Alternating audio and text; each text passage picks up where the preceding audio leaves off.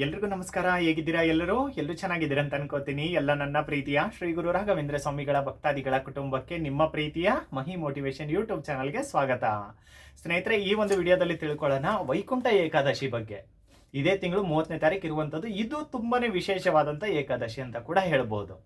ಯಾರಿಗೆಲ್ಲ ಈ ಒಂದು ಏಕಾದಶಿ ಉಪವಾಸ ಆಚರಣೆನ ಮಾಡೋದ್ರಿಂದ 24 ಏಕಾದಶಿ ಉಪವಾಸ ಆಚರಣೆ ಮಾಡಿದಷ್ಟು ಪುಣ್ಯ ಲಭಿಸುತ್ತೆ, ಅವರ ಪಾಪಕರ್ಮಗಳು ದೂರ ಆಗುತ್ತೆ ಅನ್ನುವಂಥದ್ದಿದೆ. ಈ ಒಂದು ಏಕಾದಶಿ ದಿನ ದೇವಸ್ಥಾನಗಳಲ್ಲೂ ಕೂಡ ವಿಶೇಷವಾದಂಥ ಪೂಜೆಗಳಿರುತ್ತೆ. ನೀವು ಬೇರೆ ಏಕಾದಶಿ ಸಮಯದಲ್ಲಿ ನೋಡ್ಬೋದು, ಅಂದ್ರೆ ಬೇರೆ ಕಡೆ ತುಂಬಾ ಹಬ್ಬದ ರೀತಿಯಲ್ಲಿ ಮಾಡ್ತಾರೆ. ನಮ್ಮ ಕಡೆ ಸ್ವಲ್ಪ ಏನಂದ್ರೆ ಏಕಾದಶಿನ ಮನೆಯಲ್ಲಿ ಆಚರಿಸೋದು ಜಾಸ್ತಿ. ದೇವಸ್ಥಾನಗಳಲ್ಲಿ ಇರುತ್ತೆ ಪೂಜೆ, ಅಂದ್ರೆ ಬೆಳಗ್ಗೆ ಬೇಗ ಮಾಡಿರ್ತಾರೆ, ಅಂದ್ರೆ ಇಷ್ಟೊಂದು ಗ್ರ್ಯಾಂಡ್ ಆಗಿ ಇರೋದಿಲ್ಲ. ಈ ವೈಕುಂಠ ಏಕಾದಶಿ ತುಂಬಾ ಜನಕ್ಕೆ ಗೊತ್ತು ಆಲ್ರೆಡಿ, ಆದ್ರೆ ಎಲ್ಲರಿಗೂ ಕೂಡ ಗೊತ್ತಾಗ್ಲಿ ಅಂತ ತಿಳಿಸ್ಕೊಡ್ತಾ ಇದ್ದೀನಿ. ವೈಕುಂಠ ಏಕಾದಶಿ ಇರುವಂತದ್ದು ಇದೇ ತಿಂಗಳು 30ನೇ ತಾರೀಕು, 30/12/2025 ದ್ವಾದಶಿ ಇರುವಂತದ್ದು 31ನೇ ತಾರೀಕು. ಮತ್ತೆ ಯಾರು ಕೂಡ ಗೊಂದಲ ಮಾಡ್ಕೋಬೇಡಿ, ನನ್ನ ಹತ್ರ ಪಂಚಾಂಗ ಇದೆ, ಪಂಚಾಂಗ ನೋಡಿ ತಿಳಿಸ್ಕೊಡ್ತಾ ಇದ್ದೀನಿ ನಿಮ್ಗೆ. ಇರುವಂಥದ್ದು ಏಕಾದಶಿ ಇರುವಂಥದ್ದು ನಮಗೆ 30ನೇ ತಾರೀಕಿದೆ, ದ್ವಾದಶಿ ಇರುವಂಥದ್ದು ಏಕಾದಶಿ ಮಂಗಳವಾರ 30ನೇ ತಾರೀಕು, ದ್ವಾದಶಿ ಇರುವಂಥದ್ದು ಬುಧವಾರ ದಿನ. ಆಯ್ತಾ? ನೋಡಿ, ರಾಯರ ಮಠದಲ್ಲಿ ನೀಡುವಂಥ ಪಂಚಾಂಗದಲ್ಲೇ ಇದೆ, ಅದನ್ನೇ ನೋಡಿ ತಿಳಿಸ್ಕೊಡ್ತಾ ಇದ್ದೀನಿ. ಯಾರಂದ್ರೆ ಕೆಲವರು ಗೊಂದಲ ಮಾಡ್ಕೊಂಡ್ಬಿಡ್ತೀರಾ, ಏಕಾದಶಿಯ ದಿನಾಂಕಗಳನ್ನ ಗೊಂದಲ ಮಾಡ್ಕೊಂಡ್ಬಿಡ್ತೀರಾ. ನೋಡಿ, ವೈಕುಂಠ ಏಕಾದಶಿಯ ವಿಶೇಷತೆ ತಿಳಿಸ್ಕೊಡ್ತೀನಿ. ನಿಮಗೆ ಉಪವಾಸ ಮಾಡೋಕ್ಕಾಗಿಲ್ಲ ಅಂದ್ರೂ ಕೂಡ, ಯಾವ ಏಕಾದಶಿ ಮಾಡಿಲ್ಲ ಅಂದ್ರೂ ಕೂಡ ಈ ದಿನ ಮಾಡಿ.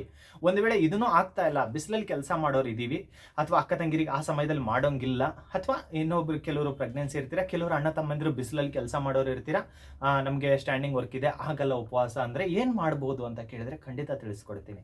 ಇದೊಂದು ವಿಶೇಷತೆನ ತಿಳ್ಕೊಳ್ಳಿ, ಯಾಕಂದ್ರೆ ವಿಶೇಷತೆನ ತಿಳ್ಕೊಳ್ಳೋದು ಕೂಡ ಅಷ್ಟೇ ಮುಖ್ಯ.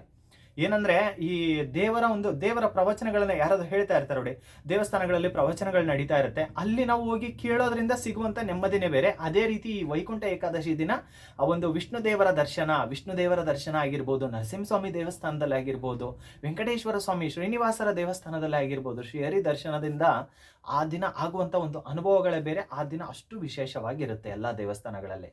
ಯಾಕೆ ಇಷ್ಟೊಂದು ವಿಶೇಷತೆ ಅಂದ್ರೆ, ವೈಕುಂಠ ಏಕಾದಶಿ ಈ ದಿನ ಮಹಾವಿಷ್ಣು ದೇವರು ಸ್ವರ್ಗದ ಬಾಗಿಲು ತೆಗಿತಾರೆ. ಮುಕ್ಕೋಟಿ ದೇವಾನುದೇವತೆಗಳಿಗೂ ಕೂಡ ವಿಷ್ಣು ದೇವರು ದರ್ಶನವನ್ನ ಕೊಡ್ತಾರೆ ಅನ್ನುವಂಥ ನಂಬಿಕೆ ಇದೆ. ಅದಕ್ಕೆ ಇದನ್ನ ಮುಕ್ಕೋಟಿ ಏಕಾದಶಿ ಅಂತ ಕೂಡ ಕರೀತಾರೆ ಸ್ನೇಹಿತರೆ. ಮುಕ್ಕೋಟಿ ಏಕಾದಶಿ ಅಂದ್ರೂ ಕೂಡ ಇದೆ, ಮುಕ್ಕೋಟಿ ಏಕಾದಶಿ ಅಂತ ಕೂಡ ಕರೀತಾರೆ ಇದನ್ನ. ಸರಿನಾ? ವೈಕುಂಠ ಏಕಾದಶಿನ ಈ ದಿನ ವಿಷ್ಣು ದೇವರಿಗೆ, ಅಂದ್ರೆ ಮನೆಯಲ್ಲಿ ವಿಷ್ಣು ಸಹಸ್ರನಾಮ ಸ್ತೋತ್ರ ಪಠಿಸೋದಾಗಿರ್ಬೋದು, ವಿಷ್ಣು ದೇವರ ಒಂದಿಷ್ಟು ಏನಾದ್ರೂ ಪೂಜೆ ಪುನಸ್ಕಾರಗಳ ಬಗ್ಗೆ ಏನಾದ್ರೂ ವಿಡಿಯೋಸ್ನ ನೋಡೋದಾಗಿರ್ಬೋದು, ಮಾಡೋದ್ರಿಂದ ಅಂದ್ರೆ ಎಲ್ಲ ರೀತಿ ವಿಷ್ಣು ದೇವರಿಗೆ ಬೆಳಗ್ಗೆ ಬೇಗ ಎದ್ದು ಮನೆಯನ್ನೆಲ್ಲ ಒರೆಸ್ಕೊಂಡು ವಿಷ್ಣು ದೇವರಿಗೆ ಪೂಜೆ ಸೇವೆನ ಮಾಡೋದು, ಸಾಯಂಕಾಲ ಹೋಗಿ ದೇವಸ್ಥಾನಗಳಲ್ಲಿ ದರ್ಶನ ಮಾಡ್ಕೊಳ್ಳುವಂಥದ್ದು. ನೀವು ನಾರ್ಮಲ್ ಆಗಿ ಹೋದ್ರೆ ಹೆಂಗಿರುತ್ತೆ ಅಂದ್ರೆ, ದೇವಸ್ಥಾನ ಅವತ್ತಿನ ದಿನ ಒಂದ್ ರೀತಿ ಸ್ವರ್ಗದ ಬಾಗಿಲು ನಿಮಗೆ ರೆಡಿ ಮಾಡಿಬಿಟ್ಟಿರ್ತಾರೆ, ಅಂದ್ರೆ ಸ್ವರ್ಗ ದ್ವಾರ ರೆಡಿ ಮಾಡಿರ್ತಾರೆ. ಅಲ್ಲಿಂದ ಹೋಗಿ ನೀವು ದರ್ಶನವನ್ನ ಪಡ್ಕೊಳ್ಳೋದ್ರಿಂದ ಕೆಲವರು ನೀರು ಕೂಡ ಕುಡಿದಂಗೆ ಉಪವಾಸ ಮಾಡುವಂತರು ಇದ್ದೀರಾ, ಖಂಡಿತ ಇದ್ದೀರಾ. ಆ ಶಕ್ತಿ ದೇವ್ರು ಕೊಟ್ಟಿದ್ದಾನೆ. ಇನ್ನು ಕೆಲವರಿಗೆ ವಯಸ್ಸಾದವರು ಇದ್ದೀರಾ, ಹಿರಿಯರು ಇದ್ದೀರಲ್ವಾ, ಅವ್ರಿಗೆ ಆಗ್ತಾ ಇರಲ್ಲ. ಇನ್ನು ಕೆಲವರಿಗೆ ಏನಂತ ಅಂದ್ರೆ ಕೆಲಸದ ಒತ್ತಡದಿಂದ ಇರುತ್ತಲ್ಲ, ಅವರೆಲ್ಲ ಹಣ್ಣು ಹಾಲನ್ನ ಸೇವಿಸಬಹುದು. ದೇವಸ್ಥಾನದಲ್ಲೂ ಕೂಡ ಕೊಡ್ತಾರೆ, ಸಾಯಂಕಾಲ ಸಮಯದಲ್ಲಿ ನೀವು ಖಂಡಿತವಾಗ್ಲೂ ಕೂಡ ಸ್ವೀಕರಿಸಬಹುದು. ಇನ್ನು ಕೆಲವರು ನಾವು ಕಟ್ಟುನಿಟ್ಟಾಗಿ ಮಾಡಿದೀವಪ್ಪ, ಅವತ್ತಿನ ದಿನ ನೀರು ಕೂಡ ಸೇವಿಸಲ್ಲ ಅಂತ ಅನ್ಕೊಂಡಿದೀವಿ, ದೇವಸ್ಥಾನದಲ್ಲಿ ಪ್ರಸಾದ ಕೂಡ ಸ್ವೀಕರಿಸದೇ ಇರೋರು ಕೂಡ ಕೆಲವರು ಇದ್ದಾರೆ. ಬಟ್ ಸ್ವೀಕರಿಸೋದ್ರಿಂದ ಏನ್ ತಪ್ಪಿಲ್ಲ ಅಂತ ನಾನು ಹೇಳೋಕೆ ಇಷ್ಟಪಡ್ತೀನಿ. ಯಾಕಂತ ಅಂದ್ರೆ ಆ ದಿನ ಏನಂತ ಅಂದ್ರೆ ವಿಷ್ಣು ದೇವರ ಪ್ರಸಾದ ಸಿಗುತ್ತೆ, ಅಲ್ಲಿ ಒಂದು ಹಣ್ಣಿನ ರಸಗಳನ್ನ ಕೊಡ್ತಾರೆ, ನಿಮ್ಗೆ ವಿಶೇಷವಾದಂತ ಒಂದು ಸಿಹಿ ಪದಾರ್ಥಗಳು ಕೂಡ ದೇವಸ್ಥಾನದಲ್ಲಿ ಸಿಗುತ್ತೆ.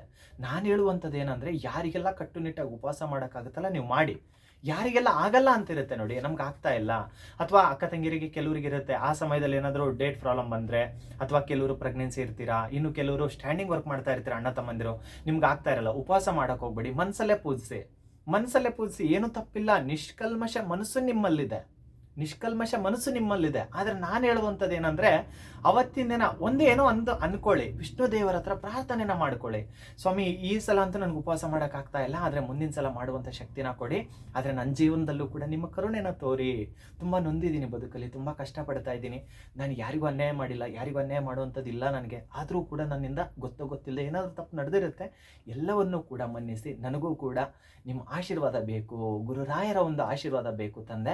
ನಿಮ್ಮನ್ನೇ ನಂಬಿಬಿಟ್ಟಿದ್ದೀನಿ, ಕೈ ಬಿಡಬೇಡಿ ತಂದೆ, ನಿಮ್ಮನ್ನೇ ನಂಬಿದ್ದೀನಿ. ರಾಯರ ಮುಖಾಂತರ ಆದ್ರೂ ಕೂಡ ನನಗೆ ಆಶೀರ್ವಾದ ಮಾಡ್ತೀರಾ, ನೀವಿಬ್ರು ನನ್ನ ಜೊತೆಗೆ ಇರ್ತೀರಾ ಅಂತ ನಂಬಿದ್ದೀನಿ ಅಂತ ವಿಷ್ಣು ದೇವರ ಹತ್ರ ಒಂದು 5 ನಿಮಿಷ ನೀವು ಪ್ರಾರ್ಥನೆಯನ್ನ ಮಾಡ್ಕೊಳ್ಳಿ. ಸುಮ್ಮನೆ ಕುತ್ಕೊಂಡು ಮನಸ್ಸಲ್ಲಿ ನಿಮ್ಮ ಕಷ್ಟಗಳನ್ನ ಕೇಳ್ಕೊಳ್ಳಿ. ಅವತ್ತು ಅವತ್ತು ತುಂಬಾ ವಿಶೇಷ ಆಗಿರೋದ್ರಿಂದ ಅವತ್ತು ಮಾತ್ರ ಅನುಗ್ರಹ ಮಾಡ್ತಾರ ದೇವರುಗಳು, ಅವತ್ತು ಮಾತ್ರ ನಮ್ಮನ್ನು ನೋಡ್ತಾರ ಅನ್ನುವಂಥ ಪ್ರಶ್ನೆ ಬೇಡ. ಅವತ್ತು ವಿಶೇಷವಾದಂಥ ಆಶೀರ್ವಾದವನ್ನು ಮಾಡ್ತಾರೆ.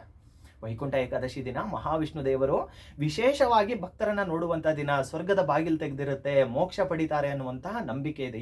ಇವತ್ತಿಂದಲ್ಲ, ತುಂಬಾ ನಮ್ಮ ಗುರು ಹಿರಿಯರು ಕೂಡ ಮಾಡ್ತಾ ಬಂದಿರತಕ್ಕಂಥದ್ದು.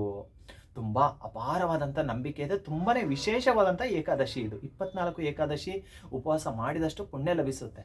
ಈ ದಿನ ಕೇಳಿಕೊಳ್ಳುವಂಥದ್ದು ನೋಡಿ, ವಿಷ್ಣು ದೇವರನ್ನೇ ನಂಬಿದ್ದೀನಿ ರಾಯರೇ, ನಿಮ್ಮನ್ನೇ ನಂಬಿದ್ದೀನಿ ರಾಯರೇ, ನಿಮ್ಮಿಬ್ಬರನ್ನ ಬಿಟ್ರೆ ನನಗೆ ಯಾರಿಲ್ಲ ಅಂತ ಕೇಳ್ಕೊಂಡ್ರೆ ಖಂಡಿತವಾಗ್ಲೂ ಕೂಡ ರಾಮದೇವರಿಗೋಸ್ಕರ ಆಂಜನೇಯ ಸ್ವಾಮಿಯವರು ಏನ್ ಬೇಕಾದರೂ ಕೂಡ ಮಾಡ್ತಾರೆ ಅನ್ನೋದು ಎಷ್ಟು ಸತ್ಯನೋ, ಹಾಗೇನೆ ವಿಷ್ಣು ದೇವರ ಪಾದಕ್ಕೆ ನೀವೆಲ್ಲನೂ ಇಟ್ಟರೆ ರಾಯರು ಕೂಡ ನಿಮಗೆ ಆಶೀರ್ವಾದವನ್ನ ಮಾಡ್ತಾರೆ. ನಿಮ್ಮ ಇಷ್ಟಾರ್ಥಗಳು ಒಳ್ಳೇದೇ ಆಗಿತ್ತಂದ್ರೆ ಖಂಡಿತ ರಾಯರು ನೆರವೇರಿಸ್ಕೊಡ್ತಾರೆ ಅನ್ನುವಂಥ ನಂಬಿಕೆ ಖಂಡಿತ ನನಗಿದೆ. ಆಗನೂ ಕೂಡ ಮಾಡ್ತಾರೆ ರಾಯರು. ಯಾಕಂದ್ರೆ ಈಗ ಎಲ್ಲರ ಮನಸ್ಸಲ್ಲಿ, ಭಕ್ತರ ಮನಸ್ಸಲ್ಲಿ ರಾಯರು ಮನೆ ಮಾಡ್ಬಿಟ್ಟಿದ್ದಾರೆ. ಯಾರನ್ನೂ ಕೂಡ ಕೈ ಬಿಡುವಂಥವರಲ್ಲ. ಆದರೆ ನಾನು ಹೇಳುವಂಥದ್ದೇನೆಂದರೆ, ವಿಶೇಷವಾಗಿ ಅವತ್ತಿನ ದಿನ ಉಪವಾಸ ಆಚರಣೆನ ಸಾಧ್ಯವಾದಷ್ಟು ಕೂಡ ಮಾಡಿ. ಯಾರು ಕೂಡ ಅನ್ನ ಸೇವನೆ ಮಾಡಬೇಡಿ ಅವತ್ತು, ದಯವಿಟ್ಟು ಕೂಡ. ಅವತ್ತೊಂದು ದಿನ ಹೇಳ್ತಾ ಇದ್ದೀನಿ, ಅನ್ನ ಸೇವನೆ, ಮಾಂಸ ಸೇವನೆ ಮಾಡುವಂಥವ್ರು, ಕೂದಲನ್ನ ತೆಗೆಸುವಂಥವ್ರು ದಯವಿಟ್ಟು ಅವತ್ತಿನ ದಿನ ಬೇಡ. ಇದು ಕಾಮನ್ ಆಗಿ ಗೊತ್ತಿರುತ್ತೆ. ಯಾಕೆ ಹೇಳ್ತಾ ಇದ್ದೀನಿ ಅಂದರೆ, ಕೆಲವರಿಗೆ ಗೊತ್ತಿರಲ್ಲ, ಅವರಿಗೂ ಕೂಡ ಗೊತ್ತಾಗಬೇಕಲ್ವಾ. ಕೆಲವ್ರಿಗೆ ಗೊತ್ತಿರೋರಿಗೆ ನಮ್ಗೆ ಗೊತ್ತಪ್ಪ ಅಂತ ಅನ್ಸುತ್ತೆ, ನಿಜ. ಆದರೆ ಇನ್ನೂ ಕೆಲವ್ರಿಗೆ ಗೊತ್ತಿರಲ್ಲ ಅಲ್ವಾ, ಅವರಿಗೂ ಕೂಡ ಗೊತ್ತಾಗಬೇಕು. ವಿಡಿಯೋ ಮುಖಾಂತರ ತಿಳಿಸೋಣ, ನಾವು ಸೇರಿ ತಿಳಿಸ್ತಾ ಇದೀವಿ ಅಂತ ಅನ್ಕೊಳ್ಳೋಣ. ನಾನು ಹೇಳುವಂಥದ್ದು ಏನಂದರೆ, ಹತ್ತಿರದ ದೇವಸ್ಥಾನಕ್ಕೆ ಹೋಗಿ ಅವತ್ತಿನ ದಿನ ಸಂಜೆ ಸಮಯದಲ್ಲಿ ಹೋಗಿ ದರ್ಶನವನ್ನು ಪಡ್ಕೊಂಬನ್ನಿ. 30ನೇ ತಾರೀಕು ಏಕಾದಶಿ ಇದೆ. 30/12/2025 ಮಂಗಳವಾರ ಏಕಾದಶಿ ಇದೆ. 31ನೇ ತಾರೀಕು ದ್ವಾದಶಿ ಇದೆ. ದ್ವಾದಶಿ ಬೆಳಗ್ಗೆ ನೀವು ಪಾರಾಯಣ ಉಪವಾಸ ಬಿಡುವಂಥ ಸಮಯ 7:45 ಬಿಡಿ, ತೊಂದರೆ ಇಲ್ಲ, ಆರಾಮಾಗಿ ಬಿಡಿ, ನಡೆಯುತ್ತೆ. ನೋಡಿ, ನಾನು ಹೇಳುವಂಥದ್ದು ಏನಂದರೆ, ಅವತ್ತಿನ ದಿನ ವಿಶೇಷವಾದಂಥ ಪ್ರಾರ್ಥನೆಯನ್ನು ಮಾಡ್ಕೊಳ್ಳಿ. ಇನ್ನು ಅಕ್ಕ ತಂಗಿರು ಬೇಜಾರಾಗಬೇಡಿ. ಯಾರಾದರೂ ಡೇಟ್ ಆಗ್ಬಿಟ್ರೆ, ಅಯ್ಯೋ ನನ್ನಿಂದ ಸೇವೆ ಪಡ್ಕೊಳ್ಳೋದು ಇಷ್ಟ ಇಲ್ವೇನೋ ದೇವರಿಗೆ, ಹಿಂಗಾಗ್ಬಿಡ್ತು ಹಂಗಾಗ್ಬಿಡ್ತು, ಎಂತ ಇಲ್ಲ, ಏನೂ ಇಲ್ಲ. ಅದೆಲ್ಲ ದೇವರ ಸೃಷ್ಟಿ. ನಮ್ಮನೆ ಮಹಾಲಕ್ಷ್ಮೀರ ಅಂತಾನೆ ಅದಕ್ಕೆ ಹೇಳ್ತಾ ಇರ್ತೀನಿ, ದೇವರ ಸೃಷ್ಟಿ ಅದು, ಆಯ್ತಾ. ಎಂತ ತೊಂದರೆ ಇಲ್ಲ, ಮನಸ್ಸಲ್ಲೇ ಪೂಜಿಸಿ, ನಿಷ್ಕಲ್ಮಶ ಮನಸ್ಸಿದೆ ನಿಮ್ಮಲ್ಲಿ, ಪೂಜಿಸ್ತಾ ಬನ್ನಿ, ಖಂಡಿತ ಒಳ್ಳೇದಾಗುತ್ತೆ. ಆದರೆ ವೈಕುಂಠ ಏಕಾದಶಿ ದಿನ ಮಾತ್ರ ಭಕ್ತಿಯಿಂದ ಪ್ರಾರ್ಥನೆ ಪ್ರತಿಯೊಬ್ಬರು ಕೂಡ ಮಾಡ್ಕೊಳ್ಳಿ. ನಿಮ್ಮೆಲ್ಲರ ಪರವಾಗಿ ನಾನು ಕೂಡ ಮಾಡ್ಕೋತೀನಿ. ಪ್ರತಿಯೊಬ್ಬರಿಗೂ ಕೂಡ ಒಳ್ಳೇದಾಗಬೇಕು. ನನ್ನ ಪ್ರೀತಿಯ ಕುಟುಂಬ ಅಲ್ವಾ, ನೀವು ಕೂಡ ಎಲ್ಲರೂ ಚೆನ್ನಾಗಿರ್ಬೇಕು. ಆದರೆ 30ನೇ ತಾರೀಕು ಏಕಾದಶಿ ಇದೆ, ಯಾರು ಕೂಡ ಮಿಸ್ ಮಾಡ್ಕೋಬೇಡಿ. ಏಕಾದಶಿ ಆಚರಣೆನ ಮಾಡಿ, ಉಪವಾಸ ಆಚರಣೆನ ಮಾಡಿ. ಕೆಲವರು ಕಟ್ಟುನಿಟ್ಟಾಗಿ ಮಾಡೋರು ಇದ್ದೀರಾ, ಹೆಲ್ತ್ ಇಶ್ಯೂ ಇದ್ದವ್ರು ಮಾಡಬೇಡಿ. ಆರೋಗ್ಯ ಸಮಸ್ಯೆ ಇದ್ದವರು ಯಾರೇ ಆಗಿರಲಿ ದಯವಿಟ್ಟು ಕೂಡ ಮಾಡಬೇಡಿ. ಮತ್ತೆ ಕೇಳಬೇಡಿ, ನನಗೆ ಆರೋಗ್ಯ ಸಮಸ್ಯೆ ಇದೆ, ನಾನು ಮಾತ್ರೆ ತೊಗೊಂಡು ಮಾಡ್ಬೋದು. ದಯವಿಟ್ಟು ಬೇಡಮ್ಮ. ನೀವು ಯಾರೇ ಆಗಿರಲಿ, ಅಣ್ಣ ತಮ್ಮಂದಿರು ಯಾರೇ ಆಗಿರಲಿ, ದೊಡ್ಡವರು ಹಿರಿಯರು ಯಾರೇ ಆಗಿರಲಿ, ಆರೋಗ್ಯ ಸಮಸ್ಯೆ ಇದ್ದವ್ರು ಬೇಡ. ಸಂಜೆ ಹೋಗಿ ದರ್ಶನ ಪಡ್ಕೊಂಬನ್ನಿ. ಆಮೇಲೆ ಇನ್ನು ಅಕ್ಕ ತಂಗಿರು ಪ್ರೆಗ್ನೆನ್ಸಿ ಇರ್ತಿರಲ್ವಾ, ನೀವು ಯಾರಾದರೂ ಕೂಡ ಒಳಗೆ ಹೋಗೋಕ್ಕಾಗಿಲ್ಲ ಅಂತ ದಯವಿಟ್ಟು ಹೋಗ್ಬೇಡಿ. ಅಲ್ಲಿ ಜಾಸ್ತಿ ರಶ್ ಇತ್ತಂದರೆ, ಕೆಲವು ಕಡೆ ಹೆಂಗಂದರೆ ಒಂದು ರೀತಿ ಜಾತ್ರೆ ಥರ ಇರುತ್ತೆ, ಅಷ್ಟು ಜನ ಬರ್ತಾರೆ, ಆಯಿತಾ. ನಮ್ಮ ಸಿಟಿಲಂತೂ ತುಂಬ ಜನ ಬರ್ತಾ ಇರ್ತಾರೆ, ನಾನು ನೋಡಿರ್ತೀನಿ, ಹೋದ್ಸಲ ಕೂಡ ನೋಡಿದ್ದೀನಿ. ನಾನೇನು ಹೇಳ್ತೀನಿ ಅಂದರೆ, ಅವತ್ತು ಸ್ವರ್ಗದ ಬಾಗಿಲು ರೆಡಿ ಮಾಡಿರ್ತಾರೆ. ಸ್ವಲ್ಪ ಕೇಳಿಕೊಂಡು ಸ್ವಲ್ಪ ನಿಮಗೆ ಅನುಕೂಲ, ಯಾಕಂದರೆ ನಿಮಗೆ ಎಲ್ಲೂ ಕೂಡ ಎಲ್ಲೂ ಕೈ ಬಡಿಬಾರ್ದಲ್ಲಮ್ಮ, ನೋಡ್ಕೊಂಡು ಹುಷಾರಾಗಿ ಹೋಗಿ ಬನ್ನಿ. ಹೇಳಿ ಅಲ್ಲಿ ಸ್ವಲ್ಪ ಸರಿಸ್ಕೊಂಡು ನಿಧಾನಕ್ಕೆ ಹೋಗಿ ಬನ್ನಿ. ಆದರೆ ದಯವಿಟ್ಟು ಕೂಡ ಹುಷಾರಾಗಿ ಹೋಗಿ ಬನ್ನಿ, ಸೇಫಾಗಿ ಹೋಗಿ ಬನ್ನಿ. ಆದರೆ ನಾನು ಒಂದು ಹೇಳ್ತೀನಿ, ಅಲ್ಲಿ ಹೋಗಿ ಒಳಗಡೆ ಹೋಗಿ ದರ್ಶನ ಪಡೆಯೋಕ್ಕಾಗ್ತಾ ಇಲ್ಲ, ಸ್ವರ್ಗದ ಬಾಗಿಲಿಂದ ನನಗೆ ಹೋಗೋಕ್ಕಾಗ್ತಾ ಇಲ್ಲ ಅಂತ ಪ್ರೆಗ್ನೆನ್ಸಿ ಇದ್ದವ್ರು ಫೀಲ್ ಮಾಡ್ಕೋಬೇಡಿ. ಯಾಕಂದರೆ ನೀವು ಅಲ್ಲಿವರೆಗೂ ಹೋಗಿದ್ದೀರಾ ಅಂತ ಅಂದರೆ, ನಿಮಗೂ ಹೊಟ್ಟೆಯಲ್ಲಿರೋ ಮಗುಗೂ ಕೂಡ ಮಹಾವಿಷ್ಣು ದೇವರು ಸ್ವತಃ ಅವರೇ ಯಾವುದೋ ಒಂದು ರೂಪದಲ್ಲಿ ಬಂದು ನಿಮ್ಗೆ ಆಶೀರ್ವಾದ ಮಾಡ್ತಾರೆ. ಏನೋ ಒಂದು ಪವಾಡ ನಡೆಯುತ್ತೆ. ಯಾರೋ ಪ್ರಸಾದ ತಂದು ಕೊಡ್ತಾರೆ, ಏನೋ ಒಂದು ಆಗುತ್ತೆ. ಒಟ್ಟಿನಲ್ಲಿ ಏನೋ ಒಂದು ಚಿಕ್ಕದಾದಂಥ ಒಂದು ಪವಾಡ ಮಾತ್ರ ಖಂಡಿತ ಆಗುತ್ತೆ. ಆದರೆ ಸ್ವಲ್ಪ ನೀವು ಹುಷಾರಾಗಿ ಇರಿ. ಮನೇಲಿದ್ರೆ ಪ್ರಸಾದ ಕೂಡ ಮನೆಗೂ ಕೂಡ ಬರುವಂಥದ್ದಾಗಿರುತ್ತೆ, ಯಾರ್ದೋ ಮುಖಾಂತರ ಬರುತ್ತೆ, ಚಿಂತೆ ಮಾಡಬೇಕಾಗಿಲ್ಲ. ಪ್ರತಿಯೊಬ್ಬರ ಮೇಲೂ ಕೂಡ ಶ್ರೀ ರಾಯರ ಮತ್ತು ಮಹಾವಿಷ್ಣು ದೇವರ ಆಶೀರ್ವಾದ, ಅನುಗ್ರಹ ಸದಾಕಾಲ ಇರಲಿ ಅಂತ ನಾನು ಕೂಡ ಕೇಳ್ಕೊತೀನಿ. ಏಕಾದಶಿ ಇರುವಂಥದ್ದು 30ನೇ ತಾರೀಕಿದೆ, ಯಾರು ಮಿಸ್ ಮಾಡ್ಕೋಬೇಡಿ, ಪ್ರತಿಯೊಬ್ಬರು ಕೂಡ ಮಾಡಿ, ಸರಿನಾ. ಎಲ್ಲರಿಗೂ ಕೂಡ ಒಳ್ಳೇದಾಗಲಿ, ಎಲ್ಲರೂ ಕೂಡ ನಗ್ನಾಗ್ತಾ ಇರಿ, ಸರಿನಾ. ನಮಸ್ಕಾರ.